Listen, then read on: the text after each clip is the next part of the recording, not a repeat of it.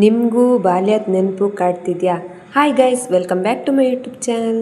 ಲೈಫಲ್ಲಿ ಎಲ್ರಿಗೂ ಒಂದ್ಸಲ ಆದರೂ ಅನಿಸಿರುತ್ತೆ ನಾವು ಚಿಕ್ಕವರಿದ್ರೇ ಚೆನ್ನಾಗಿತ್ತಿತ್ತು ಅಂತ.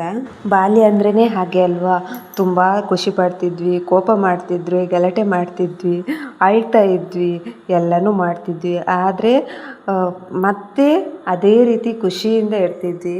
ದೊಡ್ಡವರಾದಮೇಲೆ ಎಲ್ಲ ಅಪೋಸಿಟ್ ಆಗಿದೆ. ನಗ್ಲಿಕ್ಕೂ ಟೈಮ್ ಇಲ್ಲ, ಅಳ್ಲಿಕ್ಕೂ ಟೈಮ್ ಇಲ್ಲ, ಅಥವಾ ಫ್ರೀಡಮೇ ಇಲ್ಲ.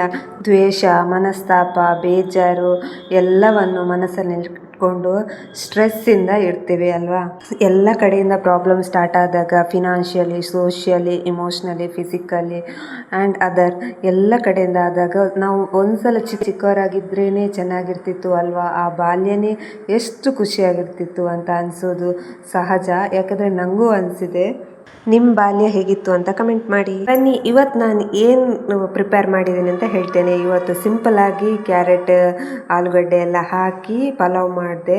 ಸೊ ಲಾಸ್ಟಿಗೆ ಪುದೀನ ಹಾಕಿದೆ. ಅದು ಟೇಸ್ಟ್ ಅಂದರೆ ಸಖತ್ ಬಂದಿತ್ತು. ಅಂದರೆ ನಾನು ಇವತ್ತು ಸಿಂಪಲ್ಲಾಗಿ ಪಲಾವ್ ಮಸಾಲ ಯೂಸ್ ಮಾಡಿದ್ದು ಅಷ್ಟೇ. ಆ್ಯಂಡ್ ಪಲ್ಯಕ್ಕೆ ಬೀಟ್ರೂಟ್ ಮಾಡಿದ್ದೇನೆ. ಬೀಟ್ರೂಟ್ ಪಲ್ಯ, ಹಾಗೆ ಒಂದು ಪೈನಾಪಲ್ ಇತ್ತು. ಸೊ ಅದನ್ನು ಕಟ್ ಮಾಡಿಕೊಂಡು ಎಲ್ಲವನ್ನು ಪ್ಯಾಕ್ ಮಾಡಿಕೊಂಡು ಕೆಲಸಕ್ಕೂ ಹೊರಟಿದ್ದಾಯಿತು. ಇವತ್ತಂತೂ ಸಾಟರ್ಡೆ ಫುಲ್ ಕೆಲಸ ಇರುತ್ತೆ. ಯಾರೆಲ್ಲ ನನ್ನ ಚಾನಲ್ ಫಸ್ಟ್ ಟೈಮ್ ನೋಡ್ತಿದ್ದೀರಾ, ಪ್ಲೀಸ್ ಸಬ್ಸ್ಕ್ರೈಬ್ ಮಾಡ್ಕೊಳ್ಳಿ, ಹಾಗೆ ಲೈಕ್ ಮತ್ತು ಕಮೆಂಟ್ ಮಾಡಿ. ನಾನು ಯಾವ ಥರ ವೀಡಿಯೋ ನಿಮಗೆ ಇಷ್ಟ ಆಗುತ್ತೆ ಅಂತ ಕಮೆಂಟ್ ಮಾಡಿ ತಿಳಿಸಿ.